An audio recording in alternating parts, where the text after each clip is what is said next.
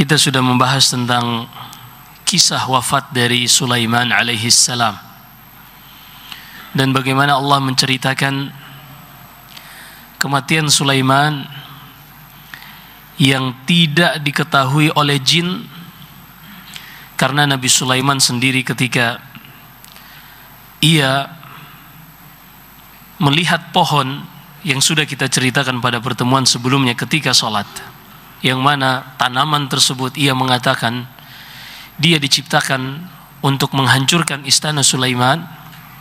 Sulaiman alaihi salam pun menyadari bahwasanya kematiannya sebentar lagi akan datang.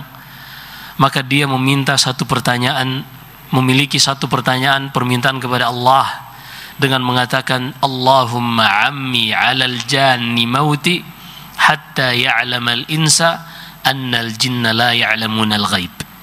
Ya Allah, sembunyikan kematianku ini dari jin, agar manusia mengetahui bahwasanya jin itu tidak mengetahui perkara gaib.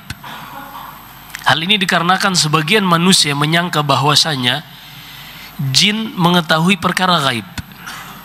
Mungkin dikarenakan mereka tidak bisa melihat jin, sehingga mereka menyangka bahwasanya jin itu bisa melihat perkara yang gaib, bisa mengetahui perkara yang gaib.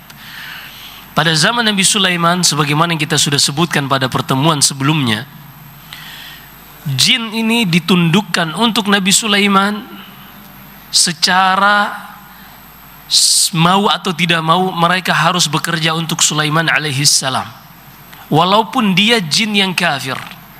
Bahkan disebutkan tentang Ifrit yang Allah kisahkan ucapannya di dalam surat An-Naml, ketika Sulaiman meminta dari tentaranya, siapakah yang bisa mendatangkan singgasana Balqis, ratu negeri Saba yang ada di Yaman, dibawakan ke Palestina, Baitul Maqdis. Maka berkata Ifrit, kata Allah, wa qala ifritum minal jinni ana atika bihi qabla an taquma min maqamik. Berkata Ifrit, kata para ahli tafsir, dia adalah jenis jin kafir. Dia mengatakan kepada Sulaiman, wahai Sulaiman, aku akan bawakan singgasana Balqis ke hadapanmu sebelum engkau bangkit dari tempat dudukmu. Di sini menunjukkan bahwasanya jin-jin pada waktu itu sengaja Allah tundukkan untuk Sulaiman, untuk menyempurnakan kerajaan Sulaiman. Mereka ridha atau tidak ridha harus bekerja untuk Sulaiman. Di antara mereka ada yang bannaun, ada yang bekerja sebagai bagian pembangunan, dan ada yang bekerja sebagai wa minal syayatini may yaghusuna lahu wa ya'maluna 'amalan duna dzalik. Ada yang sebagai penyelam yang mencari perhiasan-perhiasan yang ada di dalam laut. Jin-jin ini mereka semua ditundukkan oleh Allah untuk Nabi Sulaiman, dan siapa saja yang tidak mentaati perintah Nabi Sulaiman, nudhiquhu min adzabin alim. Kata Allah, kami akan timpakan baginya siksaan yang pedih. Wa akharina muqarranina fil asfad. Kata Allah, sebagian jin-jin yang tidak mau tunduk pada perintah Sulaiman, kami belenggu mereka dan kami ikat dengan rantai-rantai sehingga mereka tidak bisa bebas. Ini kerajaan Nabi Sulaiman yang tidak pernah dimiliki manusia selain Sulaiman alaihi salam. Ketika Nabi Sulaiman menyadari akan meninggal, maka ia meminta kepada Allah agar Allah subhanahu wa ta'ala menyembunyikan informasi kematiannya ini dari jin. Karena ketika jin-jin ini melihat Sulaiman mengawasi mereka, mereka akan terus bekerja di bawah tekanan Nabi Sulaiman. Ketika Nabi Sulaiman meninggal, ia berdiri di atas tongkatnya yang terbuat dari kayu, dalam keadaan dia sudah meninggal. Tubuhnya terus berdiri, karena memang jasad para nabi tidak akan termakan oleh tanah dan tidak akan hancur sebagaimana jasad kebanyakan manusia. Ketika itu Sulaiman berdiri dengan bertumpu di atas tongkat ini. Para ahli tafsir menyebutkan hingga setahun penuh ketika mereka menafsirkan firman Allah di dalam surat Saba, falamma qadayna alaihi al-mauta ma dallahum ala mautihi illa dabbatul ardi ta'kulu min sa'atah. ketika kami sudah cabut nyawa Sulaiman alaihissalam, tidak ada yang mengetahui bahwasanya Sulaiman ini sudah meninggal. Dia terus berdiri di atas tongkatnya selama 1 tahun penuh, hingga rayap mulai menggerogoti tongkat ini, rapuh dan tidak kuat lagi untuk menyanggah tubuh Sulaiman, hingga akhirnya jasad Nabi Sulaiman pun terjatuh tergeletak di bawah. Pada saat itulah jin-jin ketika menyadari Sulaiman alaihissalam sudah meninggal, mereka pun memberontak dan kembali melakukan pengerusakan. Mereka merasa bebas, dan pada saat itulah manusia menyadari bahwasanya para jin ini tidak mengetahui perkara gaib. Karena kalau seandainya mereka mengetahui perkara gaib, allau kanu ya'lamuna al-ghaiba ma labithu fil 'adzabis sa'ir. Kalau seandainya mereka mengetahui perkara gaib, mereka tidak akan pernah mau untuk bekerja selama 1 tahun penuh di bawah tekanan, dikarenakan mereka menyangka bahwasanya Sulaiman alaihissalam masih hidup. Kenapa mereka masih bekerja padahal Sulaiman sudah meninggal? Dikarenakan mereka tidak mengetahui perkara gaib bahwasanya Sulaiman alaihissalam sudah meninggal, dan tidak ada yang menunjukkan kepada mereka tentang info kematian Sulaiman ini kecuali rayap tadi yang sudah menggerogoti tongkat hingga tidak kuat lagi menyanggah tubuh Sulaiman dan jatuh tergeletak di bawah. Setelah Nabi Sulaiman meninggal, yang meneruskan kerajaannya bukanlah lagi seorang nabi.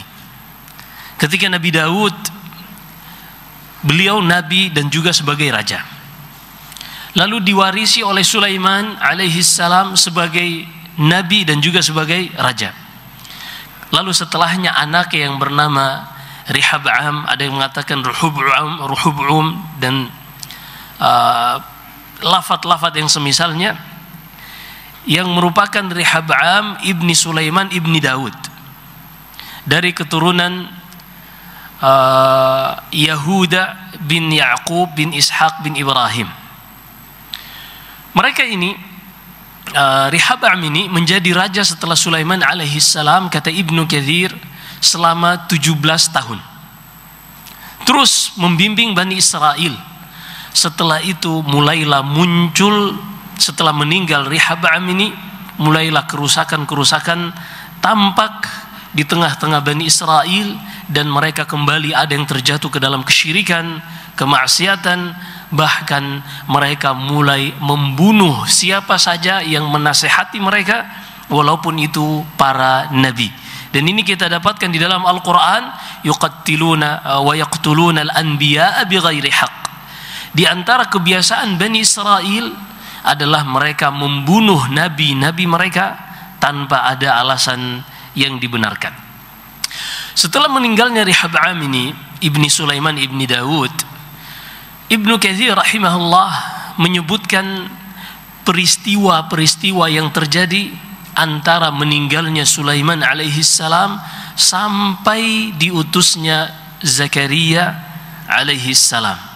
Karena nanti antara Nabi Sulaiman dengan Nabi Yesaya, kemudian setelahnya Nabi Armiyah ibni Hilqiyah, atau yang dikenal dengan Nabi Yeremia dalam kitab Taurat.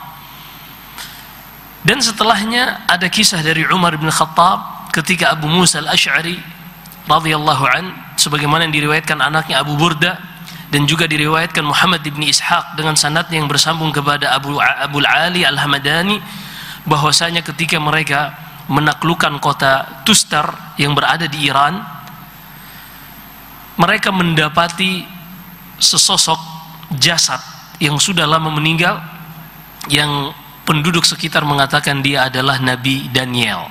Nanti kita akan bahas insyaallah satu persatu dari 3 nabi ini, bagaimana kisah yang ada sedikit yang Allah isyaratkan di dalam Al-Quran tentang nabi-nabi yang kita sebutkan ini. Biidznillah kita akan bahas satu persatu hingga nanti kita akan sampai kepada kisah Zakaria, kemudian anaknya Yahya. Dan Yahya ini adalah saudara atau sepupu dari Nabi Isa. Nanti kita akan bahas, karena istri dari Zakaria adalah saudari dari Hanna yaitu istri dari Imran yang Allah sebutkan dalam Al-Quran dengan surat Al-Imran. Dan Hanna ini istri dari Imran ini memiliki anak yang bernama Maryam, dan dari Maryam lah akan lahir Isa bin Maryam. Dan setelah Isa bin Maryam tidak ada nabi selama 600 tahun. Tidak ada nabi selama 600 tahun sebagaimana dalam hadis Salman Al-Farisi radhiyallahu anhu di dalam Sahih Bukhari, sampai diutus nabi yang terakhir yaitu nabi kita Muhammad sallallahu alaihi wasallam. Sehingga Ibnu Katsir membuat pola membawakan sejarah ini, yaitu dengan membatasi dari Sulaiman kepada Zakaria, karena setelah Zakaria ini hanya ada Yahya anaknya, kemudian Isa bin Maryam, dan setelah Isa bin Maryam tidak ada nabi lagi dengan nas hadis sampai kepada nabi kita Muhammad sallallahu alaihi wasallam. Maka yang menyelisihi ini, yang menyebutkan Daniel itu meninggal 300 tahun sebelum diutusnya Nabi sallallahu alaihi wasallam, ini dibantah keras oleh Ibnu Katsir. Kalau memang itu usianya adalah 360 tahun adalah kepastian, maka dia bukan nabi, hanya orang saleh saja, nanti kita akan sebutkan. Tapi kalau benar-benar dia Daniel, maka yang memperkirakan meninggal 360 tahun inilah yang salah. Iya, karena dia harusnya lebih dari 600 tahun, karena jarak antara Nabi Isa dengan Nabi Muhammad sallallahu alaihi wasallam adalah 600 tahun, sehingga mengharuskan Daniel meninggal sebelum 600 tahun antara Nabi Isa dengan Nabi Muhammad sallallahu alaihi wasallam. Ini pola cara kita memahami perjalanan sejarah para nabi. Jadi ada nabi-nabi yang di situ menjadi titik kita untuk mengetahui mana yang lebih dulu, mana yang terakhir. Seperti kita sudah bahas pada zamannya Nabi Nuh, tidak ada rasul sebelum Nuh. Maka semua nabi yang disebutkan namanya di dalam Al-Quran adalah rasul kecuali Adam. Sehingga sebagian ulama yang menyebutkan Idris diutus sebelum Nabi Nuh, ini Ibnu Hajar Al-Asqalani dalam Fathul Bari, sebagaimana yang disebutkan Al-Bukhari juga dari Ibnu Mas'ud secara muallaq tentang Idris, beliau bukanlah dari keturunan Nabi Adam sebelum Nuh, akan tetapi beliau adalah dari keturunan Ibrahim alaihi salam setelah Nuh. Kenapa? Karena Idris namanya disebutkan di dalam Al-Quran, wa Ismail wa Idris wa dzal-kifli kullum minas salihin. Namanya disebutkan dalam Al-Quran, dan dia adalah Rasul, sementara tidak ada Rasul sebelum Nuh alaihi salam. Sebagaimana sabda Nabi sallallahu alaihi wasallam dalam Sahih Bukhari dan Sahih Muslim pada hadis asy-syafa'atil 'uzma, ketika di padang mahsyar kelak manusia dibangkitkan, mereka mencari siapa yang bisa memberikan syafaat untuk segera Allah memutuskan perkara di antara manusia. Mereka pun mendatangi Nabi Adam, lalu mereka mengatakan, ya Adam, anta awwalu bashar khalaqaka Allahu biyadayhi wa asjada laka malaikatahu wa askanaka jannata. Wahai Adam, engkau adalah manusia pertama yang Allah ciptakan dengan kedua tangannya, dan dia memerintahkan malaikat untuk bersujud kepadamu. Maka mintalah kepada Allah agar memutuskan perkara di antara kita semua. Kata Nabi Adam, betul apa yang kalian ucapkan. Walakinna rabbi ghadiba al-yawma ghadaban lam yaghdab qablahu mithla wa lan yaghdab ba'dahu mithla. Benar apa yang kalian ucapkan, akan tetapi hari ini Allah murka dengan kemurkaan belum pernah ia murka sebelumnya dan tidak akan murka seperti ini setelahnya. Dan Allah telah melarangku dari mendekati buah khuldi, namun aku pun terjatuh, tergelincir hingga memakannya, dan aku tidak pantas untuk meminta syafaat kepada Allah. Idhabu ila Nuh fa innahu awwalu rasulin ba'athahu Allahu ila ahli al-ard. Lihat poinnya di sini, kata Adam, pergilah kepada Nabi Nuh karena dia adalah rasul pertama yang Allah utus kepada penduduk bumi. Nah, ini merupakan titik terang untuk kita menentukan adakah nabi sebelum, adakah rasul sebelum Nuh atau tidak ada. Nah, seperti ini yang pola Ibnu Katsir dan juga sebagian ahli sejarah, ahli tafsir menetapkan mana nabi yang duluan dan mana nabi yang setelahnya. Baik, kita akan sebutkan tentang kisah Nabi Syi'ya ibni Amus atau Nabi Yesaya. Ya, dalam bahasa Arabnya Syi'ya. Nabi Syi'ya ini adalah di antara nabi-nabi Bani Israel yang Allah subhanahu wa ta'ala tidak sebutkan secara rinci tentang kisahnya. Dan ini diantara keimanan secara umum di dalam beriman kepada Nabi dan Rasul. Di Di antara kisah yang disebutkan oleh ahli sejarah dan ahli tafsir tentang Syi'iyah ini, bahwasanya beliau ini dahulu hidup di Baitul Maqdis.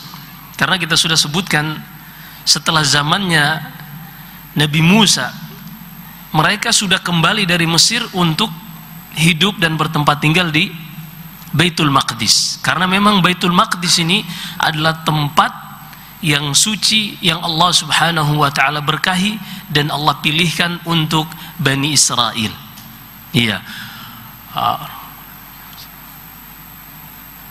Ini adalah tempat yang diridhai oleh Allah Subhanahu wa taala untuk Bani Israel. Akhirnya mereka pun dari Mesir karena mengikuti Nabi Yusuf kembali ke Baitul Maqdis dengan membawa jasad Nabi Yusuf alaihi salam. Sampai akhirnya setelah berakhirnya masa pemerintahan kerajaan Rehab'am anak dari Sulaiman, Bani Israel terjatuh ke dalam kemaksiatan-kemaksiatan. Hingga akhirnya Allah Subhanahu wa taala mengingatkan kepada Syi'iyah, Nabi Syi'iyah ini untuk kembali menasehati dan memperingati Bani Israel. Dan pada zaman itu Syi'iyah ini hidup bersama seorang raja yang sangat patuh dan taat kepada sang nabi ini. Raja tersebut bernama Hizqiyah. Raja Hizqiyah. Raja Hizqiyah ini sangat mendengarkan nasihat sang Nabi Syi'iyah. Dan apa saja yang diperintahkan oleh Syi'iyah ini dari wahyu yang Allah wahyukan kepadanya, maka sang raja akan merealisasikannya. Hingga akhirnya suatu saat sang raja ini Hizqiyah mendengarkan berita bahwasanya Raja Babil, sebagian menyebutkan Raja Mesir yang bernama Sinharib, akan menyerang Baitul Maqdis dengan membawa 600.000 pasukan. Ini pasukan yang sangat banyak dan luar biasa. Dan tentunya Bani Israel tidak akan sanggup untuk menghadang pasukan yang sebanyak ini. Akhirnya sang raja yang sedang sakit ini, pada kakinya ada penyakit hingga ada qurhah. Qurhah itu seperti kudis yang mengalami infeksi sehingga terus membesar dan membesar. Dia pun bertanya kepada Syi'iyah tentang kedatangan Sinharib ini yang akan menghancurkan Baitul Maqdis. Dan Allah sudah tuliskan di dalam Taurat bahwasanya Bani Israel akan melakukan 2 kali pengerusakan di muka bumi ini. Allah sebutkan di dalam surat Al-Isra. Allah berfirman pada ayat yang ke-4, ke-5 dan seterusnya dalam surat Al-Isra. Kata Allah, "Wa katabna ila bani Israil la tufsidunna fil ardi marrataini wa la ta'lunna 'uluwan kabira. Fa idza jaa wa'du ulahuma ba'athna 'alaikum 'ibadan lana uli ba'sin shadidin fajasu khilal ad-diyar wa kana wa'dan maf'ula." Ini kita akan coba menyengkronkan antara ayat ini dengan apa yang disebutkan ahli tafsir dari kisah Syi'iyah ini, agar kita tidak hanya mendengarkan kisah saja, tapi kita juga bisa memahami dengannya tafsir Al-Quran. Kata Allah, kami telah tetapkan di dalam Taurat bahwasanya Bani Israel ini akan melakukan 2 kali pengerusakan di muka bumi ini. Ini sudah tetap dan pasti terjadi, yang namanya ketetapan dan takdir Allah tidak ada yang bisa menghindar. Kemudian kata Allah, jika datang ketetapan yang pertama, yaitu pengerusakan yang pertama, ba'atsna 'alaikum 'ibadan lana uli ba'sin syadid, kami akan utus kepada kalian hamba-hamba Allah yang mereka ini orang-orang kafir, fasik, fajir, dan akan menghancurkan kalian karena kalian sudah menjauh dari Allah Subhanahu wa taala. Karena Bani Israel tadinya Allah jaga mereka dikarenakan mereka ini adalah anak cucu dan keturunan Nabi, dan mereka ketika berada di atas ketaatan Allah senantiasa bersama mereka dan tidak ada yang bisa mengalahkan mereka. Akhirnya Sinharib ini pun datang membawa pasukan 600 tentara. Ketika mereka mulai mendekat Baitul Maqdis dari negeri Babil, Babil itu berada di Irak, Babilonia. Ketika itu sang raja ini bertanya kepada Syi'ya, sang nabi, apa yang Allah wahyukan kepadamu tentang kedatangan Sinharib ini? Apa yang harus kita lakukan? Kata Syi'ya, lam yuhi ilayya syai'an. Allah belum mewahyukan sesuatu kepadaku. Akhirnya pergilah sang raja Hizqiyah. Hingga tidak lama ternyata sang nabi, yaitu Syi'ya ini, mendapatkan wahyu dari Allah, lalu mengabarkan kepada sang raja Hizqiyah, ternyata kematianmu sebentar lagi akan datang, dan persiapkanlah siapa yang akan menggantimu untuk menjadi raja setelahmu. Artinya wasiatkan siapa yang akan menggantimu sebagai raja. Ketika mendengar ucapan sang nabi ini, bahwasannya Hizqiyah sang raja sebentar lagi akan meninggal, dan dia juga mengetahui bahwasanya Sinharib, raja yang begitu bengis ini, akan datang menghancurkan Baitul Maqdis dan akan membinasakan Bani Israel, dia pun sangat sedih. Karena sang raja ini adalah hamba yang sangat taat kepada Allah. Walaupun dia raja, tidak melalaikan dia dari beribadah kepada Allah, sebagaimana ayah dan kakek-kakeknya dari kalangan para nabi dan rasul. Ia pun menyendiri. Di saat itu ia salat dan bersujud kepada Allah. Disitulah dia berdoa dan meminta, mengatakan, ya Allah, sesungguhnya Engkau mengetahui apa yang terjadi. Engkau lah yang memiliki kekuasaan. Engkau memberikan kekuasaan kepada siapa yang Engkau kehendaki, dan Engkau mencabut kekuasaan tersebut dari siapa yang Engkau kehendaki. Dan Engkau ketahui bahwasanya Sinharib akan datang menghancurkan rumahmu yang suci ini, dan akan memporak-porandakan Baitul Maqdis, dan dia akan membinasakan Bani Israel. Ia pun menangis dengan sejadi-jadinya, bukan karena ia sebentar lagi akan meninggal atau kerajaannya akan runtuh, akan tetapi ia prihatin terhadap Baitul Maqdis dan kondisi anak dan cucu para nabi ini, yaitu Bani Israel. Dengan tangisan yang sangat menjadi-jadi ini, Allah Subhanahu wa ta'ala pun merahmati Hizqiyah, sang raja ini. Lalu ia mewahyukan kepada Syi'ya, sang nabi, bahwasanya Allah telah menangguhkan ajalmu dengan menambahkan 15 tahun engkau masih tetap akan hidup, dan Allah Subhanahu wa ta'ala mengirimkan kematian tentara-tentaranya yang tidak dilihat oleh mata manusia kepada Sinharib dan 600.000 pasukannya, hingga mereka pun semuanya mati dan tidak tersisa kecuali beberapa orang saja. Di antara yang tersisa adalah Sinharib, sang raja, yang Raja Babilonia yang datang ingin menghancurkan Baitul Maqdis ini. Dan di antara yang selamat ada yang bernama Bukhtunassar. Mereka pun berlari kembali ke negeri Babil. Hingga tidak lama Sinharib meninggal, mati, dan yang menjadi raja adalah Bukhtunassar. Ketika Bukhtunassar kembali ke negeri Babil, yang ketika itu mereka musyrikin, yang keseharian mereka, ibadah mereka adalah menyembah api. Karena ketika itu Majus, penyembah api, tersebar, yang kita kenal dengan Tustar, yaitu negeri di Iran dekat Irak. Sehingga penyembahan terhadap api ini, atau yang dikenal dengan Majusi, ini tersebar. Dan mereka di antara yang musyrik, yang bergelut dengan sihir, perdukunan, dan dunia, mengklaim mengetahui ilmu gaib atau peramalan ini.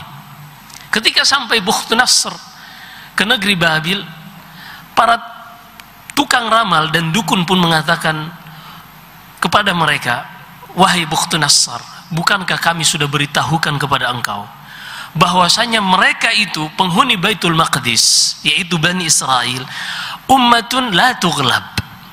Mereka adalah umat yang tidak mungkin terkalahkan. Kenapa? Karena mereka bersama Rob, Tuhan mereka, yang tidak ada yang bisa mengalahkan Rob tersebut.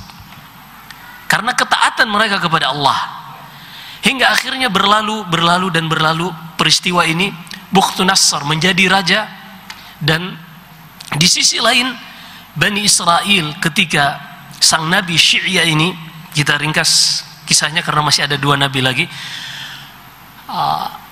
menjelang wafatnya sang nabi ini, yaitu Syi'ya, ia pun memperingatkan kepada Bani Israel setelah Allah selamatkan mereka dari Sinharib, untuk mereka kembali ketaatan kepada Allah, karena Allah tidak menolong mereka karena mereka sebagai Bani Israel, tapi Allah menolong mereka karena ketaatan dan doa sang raja tadi. Dan sang raja telah meninggal, yang tersisa hanyalah Syi'ya sang nabi.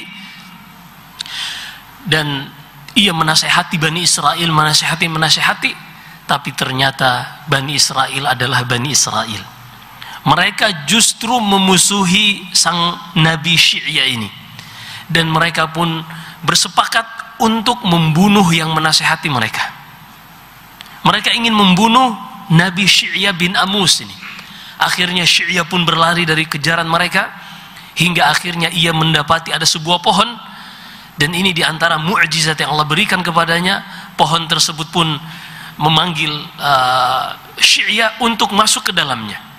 Terbelah menjadi dua dan masuk ke dalamnya. Namun ternyata tertinggal sedikit ujung bajunya. Dan ketika Bani Israel mengejar sang nabi ini, tujuannya untuk membunuhnya. Ini luar biasa Bani Israel. Mereka mengetahui itu nabi yang mendapatkan wahyu dari Allah.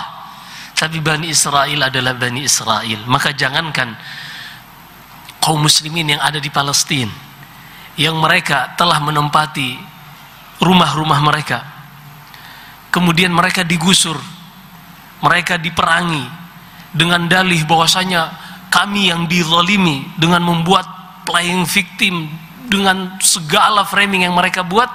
Jangankan kaum Arab, jangankan manusia-manusia biasa, nabi saja mereka kejar dan mereka bunuh. Ketika Syi'ya ini bersembunyi di dalam pohon dengan izin Allah, datang syaitan menunjukkan kepada Bani Israel itu ujung bajunya yang terjepit, dia berada di dalam pohon. Maka ambillah gergaji, dan gergaji pohon ini, mereka pun menggergaji pohon hingga terbelah dua, dan matilah ketika itu, wafatlah Nabi Syi'ya bin Amus. Fa inna lillahi wa inna ilaihi raji'un. Demikian yang disebutkan Ibnu Katsir dalam Al-Bidayah wan Nihayah. Setelah meninggal sang nabi, padahal Allah telah selamatkan mereka dari Sinharib, mereka kembali melakukan pengerusakan yang lebih besar dengan terang-terangan. Ketika itu pun Allah Subhanahu wa taala mengirimkan nabi kembali untuk mengingatkan mereka, dan nabi ini bernama Armia bin Hilqiyah, atau yang kita kenal dengan Nabi Yeremia bin Hilqiyah. Nabi ini pun kembali mengingatkan mereka. Kita ringkas 10 menit lagi. Nabi ini pun kembali mengingatkan mereka untuk tidak bermaksiat kepada Allah, namun mereka terus melakukan kemaksiatan, dan justru mereka memusuhi Nabi Armia ini. Akhirnya ketika Bukhtu Nassar yang berada di Babil mendengar bahwasanya mereka telah membunuh nabi mereka yang bernama Syi'ya, Bukhtu Nassar pun menyadari bahwasanya mereka telah bermaksiat kepada Allah, sehingga sunnatullah, Allah akan melepaskan diri dari orang-orang yang bermaksiat kepadanya. Sebelumnya mereka bisa selamat dari tekanan dan serangan umat manapun sehebat apapun, karena ketaatan mereka kepada Allah mereka diselamatkan. Ketika mereka sudah tidak berpegang dan berjalan di atas ketaatan lagi, maka tidak ada lagi penolong bagi mereka. Momen inilah dimanfaatkan oleh Bukhtu Nassar. Dan Bukhtu Nassar ini di sela-sela sebelum memerangi Bani Israel ini, dia telah meluaskan kerajaannya, hingga para ulama dinisbatkan kepada Sufyan ibni Masruq al-Thawri. Sufyan ibni Sa'id ibni Masruq al-Thawri, salah seorang imam dari tabi'ut tabi'in, dia mengatakan dia memiliki dunia arba'atu muluk, yang pernah berkuasa di dunia ini secara meluas kerajaannya ada 4 raja, mu'minani wa kafiran. Ada 2 raja yang beriman, yaitu Sulaiman yang kita sudah sebutkan kisahnya, dan Dzulqarnain yang akan kita sebutkan nanti kisahnya. Kemudian 2 lagi kafiran, 2 raja yang kafir, yaitu Namrud yang sudah kita singgung kisahnya pada zamannya Ibrahim alaihissalam. Kemudian yang kedua, yang keempat adalah Bukhtun Nassar yang sedang kita bahas ini. Ternyata Bukhtun Nassar inilah yang Allah subhanahu wa ta'ala sebutkan di dalam Al-Quran. فَإِذَا جَاءَ وَعْدُ أُولَاهُمَا بَعَثْنَا عَلَيْكُمْ عِبَادًا لَنَا أُولِي بَأْسٍ شَدِيدٍ فَجَاسُوا خِلَالَ الدِّيَارِ. Ketika kalian wahai Bani Israel telah melakukan pengerusakan yang pertama, kami akan utus hamba kami, artinya makhluk yang Allah ciptakan, bukan hamba kesayangan Allah, karena Bukhtun Nassar ini seorang kafir. Kami akan utus hamba kami yang akan menghancurkan kalian dan akan memporak-porandakan Baitul Maqdis. Ketika Bukhtun Nassar mendengar bahwasanya Bani Israel telah membunuh nabi mereka, ia mengetahui bahwasanya tidak ada penolong lagi bagi mereka. Ia pun memanfaatkan momen ini, datang dengan pasukan yang sangat banyak, Jaisyun Aramram, datang dengan membawa pasukan yang sangat banyak, dan dia pun melakukan pengerusakan di Baitul Maqdis, dan ia pun membunuh sangat banyak dari Bani Israel. Ia menjadikan 3 bagian, sepertiga dibunuh, sepertiga dijadikan tahanan, dan sepertiga lagi adalah anak-anak kecil dan perempuan, dijadikan budak. Habis Bani Israel. Mereka kembali hina setelah sebelumnya Allah tinggikan, bukan karena nasab mereka, akan tetapi karena ketaatan mereka. Ketika mereka menjauh dari ketaatan ini, sangat mudah Allah membalik keadaan mereka. Yang sebelumnya Allah katakan wa faddalnahum 'alal 'alamin, dan kami jadikan Bani Israel makhluk yang paling terbaik dari alam semesta, menjadi makhluk yang paling terhina di tangan Bukhtun Nassar. Akhirnya Bukhtun Nassar pun masuk ke Baitul Maqdis, wajasu khilalad diyar. Tidak ada satu gang, satu lorong yang tersisa, satu RT RW, melainkan dimasuki oleh tentara Bukhtun Nassar, dan tidak ada yang tersisa dari Bani Israel melainkan telah dijadikan bagian satu dari sepertiga tadi. Dan di antara yang dijadikan tahanan adalah Armia bin Hilqiyah, sang nabi yang penerus dari Syi'ya bin Amus yang sudah kita sebutkan tadi. Ia pun di perjalanan diceritakan oleh sebagian komandan Bukhtun Nassar kepada Bukhtun Nassar bahwasanya di antara tawanan ini ada nabi yang bernama Armiyah, yang sebelumnya telah menasihati Bani Israel, tapi mereka justru mengejar dan ingin membunuh Armiyah. Ketika itulah Bukhtun Nassar mencoba untuk memanggil Armiyah, lalu mengatakan, siapa engkau? Dia mengatakan, Armiyah bin Hilqiyah, nabi yang diutus kepada Bani Israel menasihati mereka untuk tidak melakukan pengerusakan dan tidak bermaksiat kepada Allah Subhanahu wa taala, namun mereka justru memusuhiku dan mereka memenjarakanku. Jadi Armiyah ini dipenjara oleh Bani Israel. Dipenjara oleh Bani Israel. Ketika itu pun Bukhtun Nassar seorang yang cerdas. Dia mengatakan, bi'sal qaum sajanu nabiyahum. Mereka itu adalah kaum yang sangat buruk. Kok bisa-bisanya mereka memenjarakan nabi mereka sendiri yang merupakan utusan Allah untuk mengingatkan dan menyelamatkan mereka. Lalu Bukhtun Nassar ini mengatakan, sebenarnya kalau engkau mau mengikutiku, tinggal bersamaku di negeri Babil, maka aku akan berikan engkau sebagian dari hartaku yang aku miliki. Iya, tapi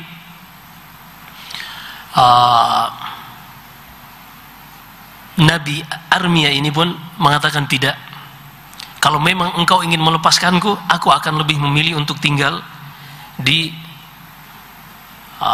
negeri Palestina, Baitul Maqdis, di suatu tempat yang bernama Ilya. Iya, tempat yang bernama Ilya yang menjadi pusat pemerintahan Kaisar Romawi pada zaman Nabi sallallahu alaihi wasallam ketika perjanjian Hudaybiyah tahun ke-6 Hijriah. Setelah selesai perjanjian ini antara Nabi kita Muhammad sallallahu alaihi wasallam dengan Suhail bin Amr yang menjadi perwakilan Quraisy, Rasulullah pernah mengutus Dihya ibn Khalifah Al-Kalbi untuk mengirimkan surat kepada Kaisar yang ketika itu Romawi baru saja menang melawan Persia. Baru saja menang melawan Persia, dan ternyata raja ketika itu yang bernama Heraklius, yang disebutkan oleh ahli sejarah nama aslinya adalah Heraklius Augustus, yang pertama kali dinisbatkan kepadanya operasi Caesar. Jadi disebut dalam bahasa Arab Amalia Kaisariyah, dari Kaisar, karena dialah yang pertama dijuluki sebagai Kaisar. Operasi Caesar, operasi Kaisar asalnya, karena dia adalah manusia yang pertama kali lahir dengan cara Caesar ini. Iya. Ketika itu dia bernadar untuk jalan kaki ke Baitul Maqdis, hingga akhirnya ia mengumpulkan pasukannya di suatu tempat dekat Baitul Maqdis yang bernama Ilya. Nah, disinilah tempat yang dipilih oleh Armia bin Hilqiyah untuk Bukhtu Nassar melepaskannya dan membiarkannya tinggal di tempat tersebut. Maka ketika itu Bukhtu Nassar pun kembali ke negerinya Babil dan mendengar bahwasanya masih ada sebagian Bani Israel yang dilepaskan. Mereka tetap memusuhi Armia yang terus menasehati mereka, dan Bukhtu Nassar sangat marah. Ketika itu ia pun tidak membiarkan satupun dari Bani Israel yang pada akhirnya juga mereka membunuh Nabi Irmia ini, dibunuh oleh Bani Israel, dan Bukhtu Nassar sangat marah. Dan pada saat itu Bukhtu Nassar kembali mengirimkan tentaranya untuk menghancurkan Baitul Maqdis. Sejak saat itulah Bani Israel terpencar ke seluruh penjuru dunia. Ada yang berlari ke Madinah, iya, dan mereka ini terbagi menjadi beberapa kabilah. Ada kabilah Banu Nadir, ada Banu Qainuqa, dan ada Banu Quraidah. Ada yang terpencar hingga ke Yaman. Ada yang terpencar hingga ke Yaman, dan mereka inilah asal dari Aus dan Khazraj. Sebagian menyebutkan sampai kepada situ sanadnya, tapi nanti kita bahas insyaallah pada kisah Ansar, dari mana asal muasal sahabat-sahabat Ansar ini, karena mereka asalnya Aus dan Khazraj. Apakah ada hubungannya dengan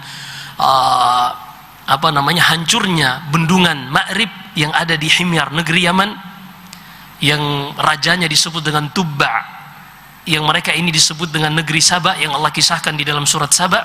Ini semua ada hubungannya, insyaallah kita akan bahas pada tempatnya. Fasyahid, di antara yang ditawan oleh Bukhtu Nassar, dan Bukhtu Nassar ini menguasai termasuk Persia ketika itu, di bawah jajahan Bukhtu Nassar, karena kerajaannya membentang di seluruh dunia, termasuk Baitul Maqdis pun jatuh di bawah kekuasaan Bukhtu Nassar dengan rincian yang kita sudah sebutkan. Dan ini diantara makna firman Allah, ba'athna alaikum ibadan lana uli ba'sin syadidin fajasu khilal ad-diyar, yang ada di dalam surat Al-Isra.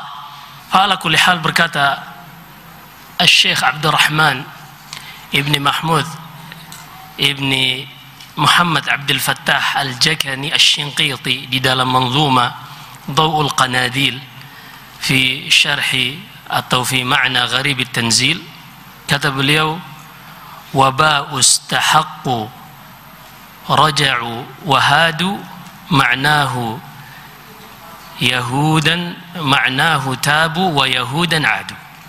Jadi disebut Yahudi itu ada dua versi. Pertama, Yahudi berdasarkan nasab, dan ini nisbat kepada setiap keturunan Yahuda bin Ya'qub bin Ishaq bin Ibrahim. Kita sudah sebutkan bahwasanya Ya'qub ini yang nama lainnya Israel memiliki 12 anak laki-laki. Yang paling gede adalah, yang paling tua adalah Robin, dan yang paling kecil adalah Bunyamin. Dan ini dari 4 ibu. Kita sudah sebutkan ini dari 4 ibu. Ada semua ya, rekamannya sudah berlalu. Intinya dikatakan dia seorang Yahudi secara nasab ketika nasabnya bersambung kepada Yahuda dengan 2 penyebutan, Yahuda dengan dal atau Yahuda dengan zal. Yahuda bin Yaqub bin Ishaq bin Ibrahim. Kemudian Yahudi yang kedua yaitu Yahudi keyakinan yang Allah kisahkan di dalam surat Al-A'raf. Pada kisahnya Nabi Musa kita sudah sebutkan juga, yaitu ketika Nabi Musa mendatangi perjanjian yang Allah tetapkan untuknya selama 40 hari, ia berpuasa sebelum mendatangi Gunung Tur. Ketika itu sesampainya di Gunung Tur untuk menerima Taurat langsung dari Allah, ternyata Bani Israel terjatuh ke dalam kesyirikan, yaitu membuat patung berupa anak sapi dan mereka menyembahnya. Setelah mereka menyadari bahwasanya patung ini tidak pantas untuk diserahkan kepadanya ibadah, walamma suqita fi aydihim wa ra'aw annahum qad dhallu qalu la illam yarhamna rabbuna wa yaghfir lana lanakunanna minal khasirin. Ketika mereka menyadari bahwasanya mereka telah keliru dan itu sebuah kebodohan, mereka pun berdoa kepada Allah untuk mengampuni mereka. Kemudian Allah lanjutkan kisah ucapan mereka, waktub lana fi hadhihi dunya hasanatan wa fil akhirah inna hudna ilaik. Dan ya Allah, tuliskanlah bagi kami di dunia ini kebaikan dan juga di akhirat. Inna hudna, sesungguhnya kami, hudna dari hada yahudu hudna, artinya kami tabu, raja'u, kami bertobat kepadamu ya Allah. Jadi dari sinilah diambil nama Yahud, dan mereka menamakan diri mereka sendiri, bukan Allah yang menamakan Yahud. Demikian pula Nasara, mereka menamakan diri mereka Nasara, penolong Isa, bukan Allah yang memberikan nama mereka Nasara. Nama mereka semua pengikut Musa dan pengikut Isa adalah Muslim. Allah berfirman, huwa sammakumul muslimina min qabl wa fi hadha. Allah menamakan kalian wahai umat Muhammad Muslim pada kitab ini dan juga kitab-kitab sebelum kalian. Dan Allah sebutkan tentang pengikutnya Nabi Musa di dalam surat Yunus, kata Allah, wa qala Musa ya qaumi in kuntum amantum billahi fa alaihi tawakkalu in kuntum muslimin. Dan berkata Nabi Musa, wahai kaumku, kalau benar kalian beriman kepada Allah, hendaknya kalian hanya bertawakal kepadanya kalau kalian benar-benar muslim. Menunjukkan bahwasanya pengikut Nabi Musa adalah muslim, bukan Yahud. Adapun Yahudi ini adalah mereka menamakan diri mereka sendiri dengan keyakinan mereka atau yang dinisbatkan secara nasab kepada Yahuda bin Yaqub bin Ishaq bin Ibrahim. Nah, adapun apakah ada yang tersisa dari anak-anak Yusuf dan juga Bunyamin? Ada. Hanya saja kita sudah sebutkan bahwasanya nasab yang Bani Israel sendiri mengatakan paling mulia menurut versi mereka ada 2, yaitu nasab Lawi, dan inilah nasab keturunan para nabi. Karena Nabi Musa, Nabi Harun ini semua dari keturunan Lawi bin Yaqub. Musa bin Qahith bin Yashar, Musa bin Imran bin Qahith bin Yashar bin Lawi bin Yaqub, dari Lawi bin Yaqub. Adapun raja-raja di kalangan Bani Israel ini dari keturunan Yahuda bin Yaqub bin Ishaq bin Ibrahim, sebagaimana Dawud alaihi salam dan juga sebelumnya setelahnya Sulaiman. Ini semua berasal dari keturunan Yahuda bin Yaqub bin Ishaq bin Ibrahim. Dan ini Allah sudah sebutkan di dalam surat Al-Maidah, wa idh qala Musa liqaumihi ya qaumi dzkuru ni'matallahi 'alaikum idh ja'ala fikum anbiya wa ja'alakum muluka. Wahai kaumku, kata Nabi Musa, ingatlah bahwasanya Allah telah jadikan kalian sebagai dari kalian nabi-nabi dan juga raja-raja, yaitu nabi dari keturunan Lawi bin Yaqub dan raja dari keturunan Yahuda bin Yaqub. Nah, jadi nama-nama yang lain seperti anaknya Bunyamin, anaknya Yusuf, anaknya Robin, dan juga anaknya Naftali, Aisakir, dan juga yang lain-lain, semuanya ada. semuanya ada Syam'un dan seterusnya ada. Bahkan disebutkan Ibnu Katsir di dalam kisah bagaimana Armia ini ketika dia membimbing Bani Israel, disebutkan berapa orang dari keturunan Yakub, dari keturunan Lawi, dari keturunan Yahuda, dari keturunan Bunyamin, Yusuf yang menghadapi Bukhtu Nassar, hingga akhirnya mereka semua terkalahkan. Tapi karena waktu yang ringkas jadi kita tidak sebutkan. Kita akan tutup pertemuan kita ini dengan kisah Nabi Daniel. Yang pertama yang kita pastikan bahwasanya karena dia dinisbatkan kepadanya kenabian, maka dia ini pasti dari kalangan Bani Israel sebelum diutusnya Nabi Isa ibni Maryam. Dengan alasan yang kita sudah sebutkan tadi dalam hadis Sahih Bukhari dari Salman Al-Farisi, antara Nabi Isa dan Nabi Muhammad sallallahu alaihi wasallam adalah 600 sanah, 600 tahun, dan itu zaman fatrah, tidak ada nabi setelah Nabi Isa kecuali Nabi kita Muhammad sallallahu alaihi wasallam. Daniel di antara kisahnya yang disebutkan Muhammad bin Ishaq dalam sirahnya dari Abu Aliyah. Kata dia, pada zaman pemerintahan Umar bin Khattab radhiyallahu an, mereka inilah yang menundukkan Persia, Iran yang saat sekarang. Dan di antara kota yang ada di Persia ketika itu adalah Tustar. Tustar ini adalah suatu kota yang terkenal dengan raja-rajanya. Ketika itu mereka berhasil menaklukkan kota Tustar ini, kata Abu Aliyah, tiba-tiba kami masuk ke Baitul Mal Hurmuzan. Hurmuzan ini salah satu raja Persia yang telah berlalu, dan dia memiliki tempat penyimpanan harta sendiri. Ini bedanya Islam dengan raja-raja yang lain, peradaban yang lain. Kalau di rumah-rumah khalifah, khulafa Rashidin, demikian pula di rumah Nabi sallallahu alaihi wasallam, tidak ada satu harta pun yang tersisa. Bahkan di dalam Sahih Bukhari, Nabi sallallahu alaihi wasallam meninggal dalam keadaan baju besi beliau tergadaikan di salah seorang Yahud. Untuk beliau mengutang 30 sa' gandum untuk makanan keluarganya. Ini Nabi kita Muhammad sallallahu alaihi wasallam. Adapun pemimpin-pemimpin raja-raja yang lain, kita lihat di sini kata Ibnu Katsir yang diceritakan Muhammad bin Ishaq dari Abu Aliyah ini, mereka masuk ke tempat penyimpanan Hurmuzan, salah satu raja Persia, harta yang sangat banyak. Ternyata di situ ada satu ranjang, di atasnya ada jasad, dan di bagian kepalanya ada kitab. Kata Abu Aliyah, kami pun mengirimkan kitab ini kepada Umar bin Khattab dengan bahasa Ibrani. Lalu Umar bin Khattab memanggil Ka'ab yang dikenal dengan Ka'ab al-Ahbar, salah seorang tabi'in yang dulunya dia Yahudi pendeta, memiliki ilmu tentang kitab, tentang Taurah, dan dia mengetahui sifat Nabi sallallahu alaihi wasallam, namun dia tidak pernah bertemu dengan Nabi sallallahu alaihi wasallam. Dikatakan dia bagian dari tabi'in. Akhirnya Umar memerintahkan Ka'ab al-Ahbar ini untuk menerjemahkan ke dalam bahasa Arab. Dan kata Abu Aliyah, akulah orang yang pertama kali membaca dalam versi bahasa Arabnya. Ternyata isi dari kitab Daniel adalah penjelasan tentang umat Muhammad sallallahu alaihi wasallam, apa yang akan terjadi, bagaimana sifat mereka, dan bagaimana mereka akan mendapatkan kesuksesan umat yang dirahmati oleh Allah Subhanahu wa taala, yaitu umat Muhammad sallallahu alaihi wasallam. Ini kisah Daniel. Dan dalam hadis Abu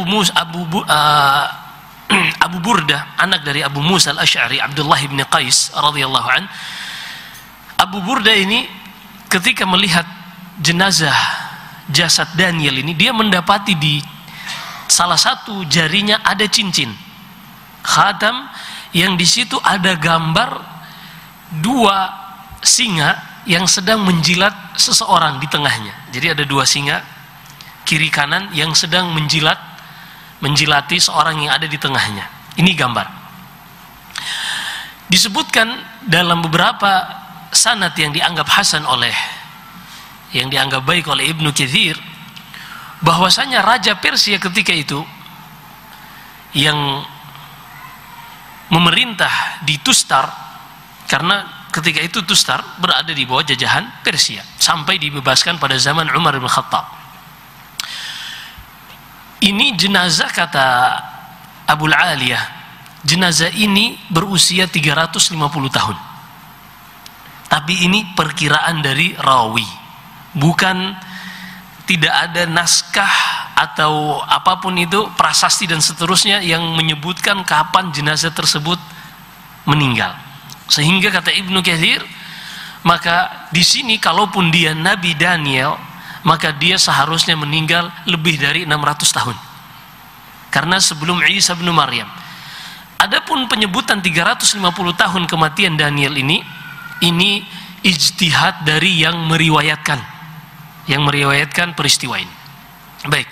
Jadi diceritakan kenapa Daniel memiliki cincin yang di tengahnya seorang berdiri dan dijilat oleh dua singa yang ada di kiri dan kanannya.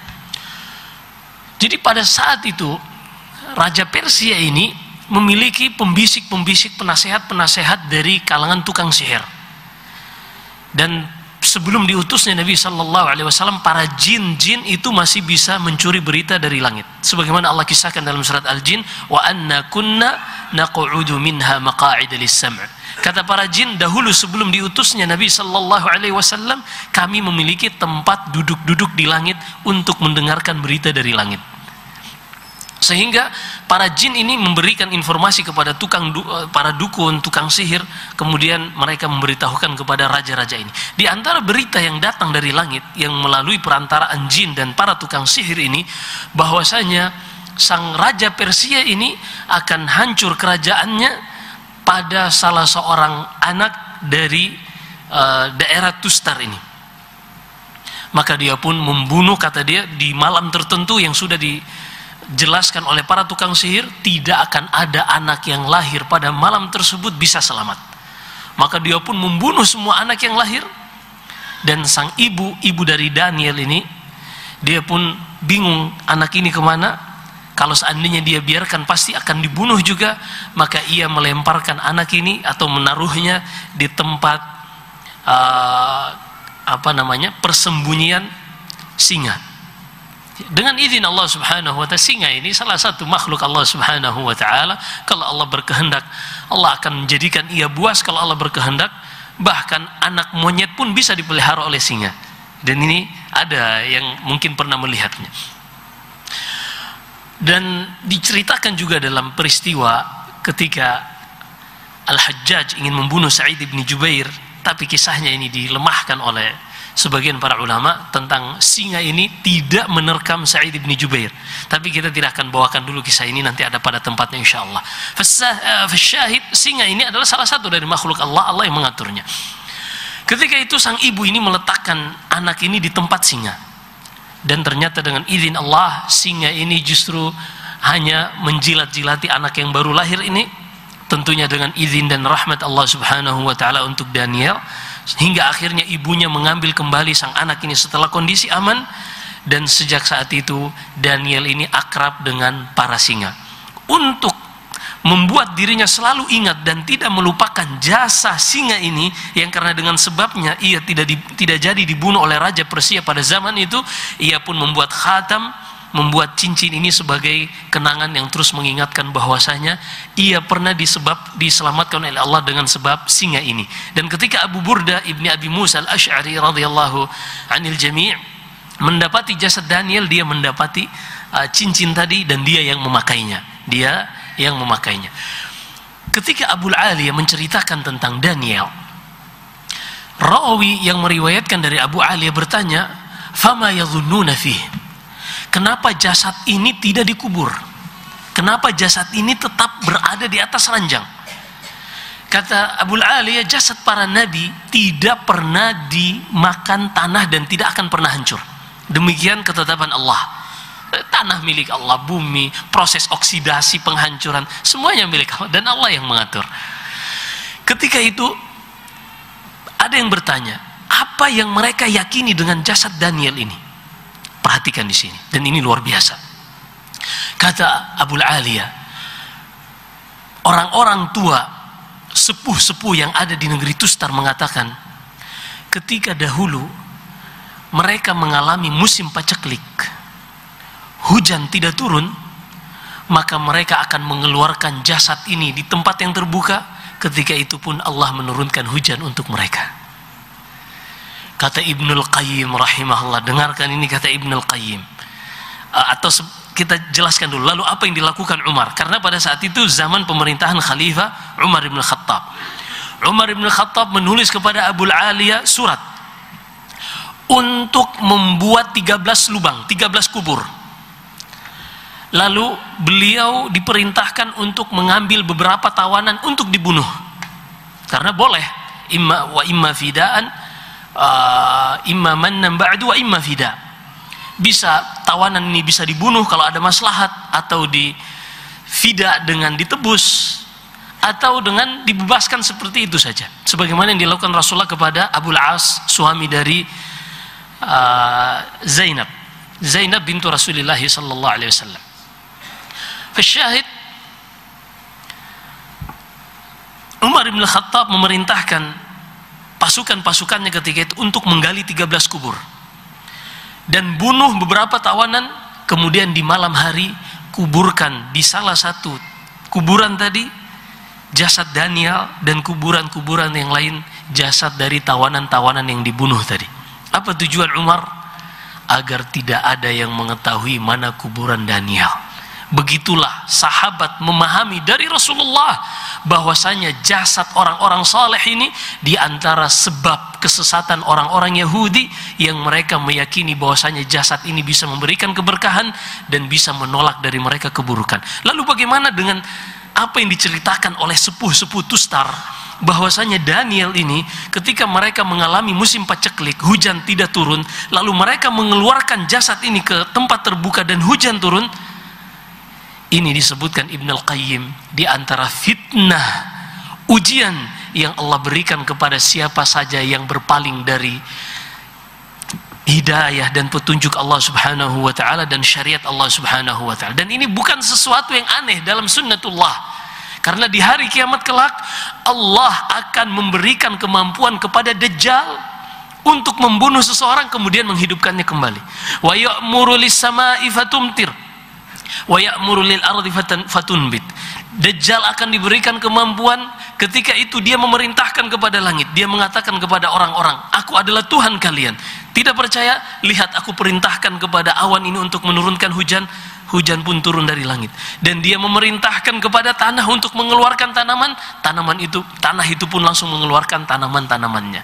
Jadi ini bukan sesuatu yang, tapi kan Ustaz itu terbukti. Allah berfirman, wa may ya'shu an dzikrir rahmani nuqayyid lahu syaitanan fahuwa lahu qarin wa innahum layasuddunahum 'anis sabili wa yahsabuna annahum muhtadun.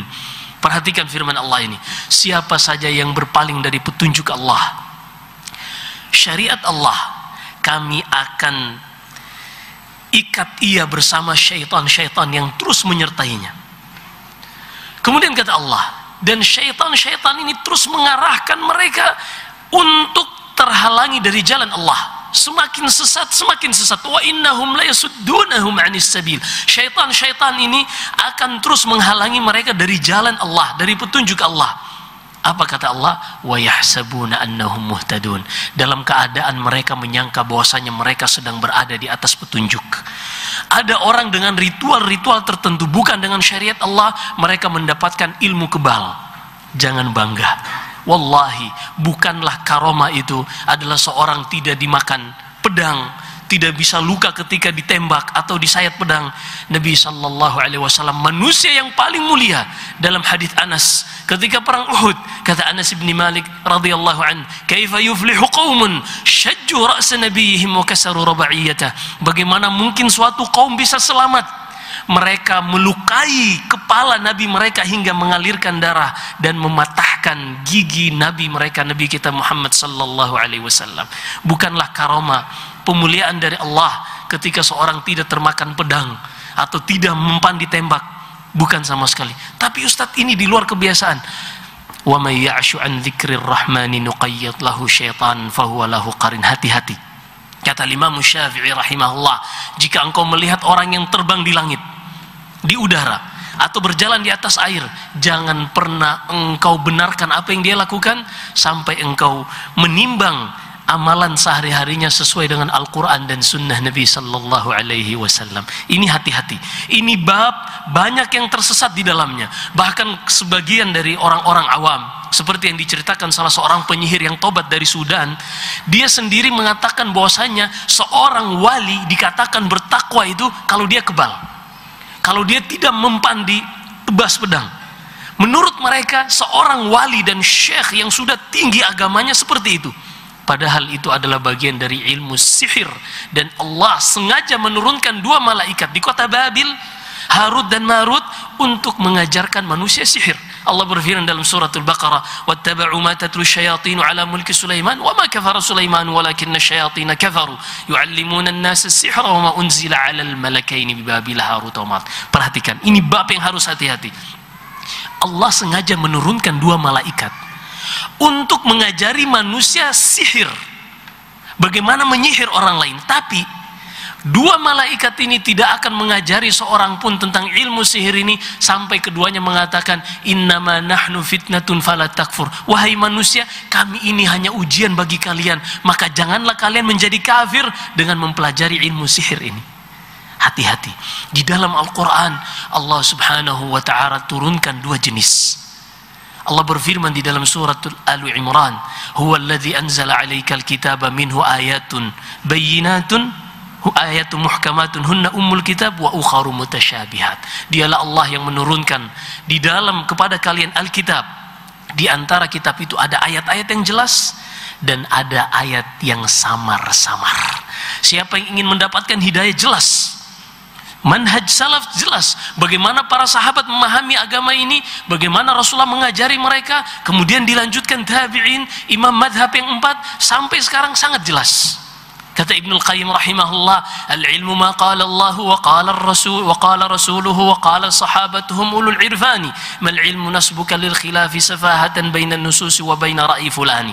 Dan berkata Imam Syafi'i rahimahullah, "Kullul ulumi siwa al-Qur'ani mashghalatun illa al-hadits wa ilm al-fiqh fi ad-din. Al-ilmu ma kana fihi qala haddathana wa ma siwa dhaka wiswasu syayatin." Kata Asy-Syafi'i, imam yang sangat kita agungkan, segala ilmu selain dari Al-Quran maka kesibukan yang menyia-nyiakan. Mempelajari ilmu kebal, mempelajari untuk bisa mendapatkan karomah, ini ilmu yang menyibukkan dari syariat Allah, kecuali ilmu hadis dan ilmu fiqih di dalam agama. Ilmu itu, kata Imam Syafi'i, ketika engkau mendapatkannya di situ ada haddatsana, yaitu hadis-hadis yang bersambung sampai kepada Nabi sallallahu alaihi wasallam. Adapun ucapan fulan dan fulan, ini semua bisa mengatakannya. Oh, dulu wali fulan dia bisa terbang. Di dalam agama kita Allah telah berikan kita cara menilai suatu berita. Allah berfirman, "Ya ayyuhalladzina amanu in ja'akum fasiqun binaba'in fatabayyanu." Dalam qiraah Kisai, "Fatathabbatu." Wahai orang-orang beriman, jika datang kepada kalian seorang fasik membawa berita, harus perhatikan 2 hal. Cross check pada sumber datangnya berita tersebut. Kemudian yang kedua, cross check, pastikan pada muatan dan konten berita yang dibawa tersebut. Maka ini Daniel. Akhirnya kita kembali kepada Daniel 5 menit lagi insyaallah. Umar bin Khattab memerintahkan untuk mengubur Daniel di malam hari bersama 12 kuburan yang lain, agar tidak ada dari kaum muslimin yang mengambil berkah, mengalap berkah dari halal seperti ini. Karena yang dipahami Umar bin Khattab, seorang tidak boleh meminta, baik menjadikan wasilah tawassul kepada yang sudah meninggal. Sehingga ketika zamannya Rasulullah, kata zamannya Umar bin Khattab, terjadi paceklik, yang mana zamannya Rasulullah pernah juga terjadi paceklik, disebutkan dalam Sahih Bukhari dan Sahih Muslim. Pada zamannya Umar, kata Umar, "Ya Allahumma, dahulu ya Allah, dahulu ketika Nabi engkau masih hidup dan kami mengalami paceklik, kami meminta kepada Nabimu untuk meminta istisqa, meminta diturunkan hujan. Engkau pun memberikan hujan kepada kami. Dan sekarang kami meminta kepada engkau dengan paman Nabimu, yaitu Al-Abbas ibn Abdul Muttalib, yang ketika itu masih hidup." Lalu kata Umar, "Ya Abbas, qum fad'u." Wahai Abbas, Ayo bangkit dan mintalah kepada Allah agar ia menurunkan hujan kepada kita semua. Perhatikan, padahal ketika itu Umar berada di Madinah, kalau memang disyariatkan bertawasul kepada orang saleh, ini Nabi sallallahu alaihi wasallam, tapi Umar mengetahui beliau sudah meninggal, beliau sudah menyampaikan risalahnya, dan beliau sudah mengajarkan umat tentang syariat Allah Subhanahu wa taala, dan tidak ada tabarruk atau bertawasul dengan orang-orang saleh ini. Maka Daniel pun dikuburkan, dan kata Ibnul Qayyim rahimahullah, alhamdulillah yang menemukan jasad Daniel ini atas perintah Umar bin Khattab yang berjalan di atas manhajnya Rasulullah. Kalau seandainya didapati oleh kuburiyun, para pengagung kuburan, maka mereka akan berperang untuk mendapatkan jasa Daniel, ngalap berkah dari para nabi. Sehingga jangan heran kalau kita lihat ada yang menyebutkan di salah satu museum ada rambut Rasulullah. Wah, semuanya berlomba-lomba. Padahal hal seperti ini kita sudah dibimbing oleh Allah bagaimana menerima berita. Cross check, dari mana sumber rambut itu? Iya. Kok bisa-bisanya tiba-tiba ada di Turki? Lalu bagaimana dengan di Madinah? Pedangnya dan seterusnya. Betul, tubuh Nabi SAW semua berkah. Bahkan liur beliau, apa saja yang keluar dari tubuh beliau Allah jadikan berkah. Tapi dari mana sumber rambut itu? Apakah benar dari Nabi SAW? Kalau benar, kita akan bertabarruk, meminta berkah kepada Allah dengan benda-benda tersebut, sebagaimana kita bertabaruk dengan Hajar Aswad. Karena semua ini ada bimbingannya dari Rasulullah SAW. Adapun dengan hanya membawa sebuah rambut entah dari mana asal usulnya, ini yang tidak dibenarkan, dan ini hal-hal yang mengantarkan kepada ghulu. Dan di antara syariat Islam adalah bab saddu dzari'ah, menutup pintu kepada kejelekan. Dalam hadis Aisyah juga hadis Ummu Salamah, ketika Nabi SAW hendak meninggal pada sakit terakhirnya, beliau ketika itu demam sangat berat dan beliau menutupi tubuhnya dengan selimut.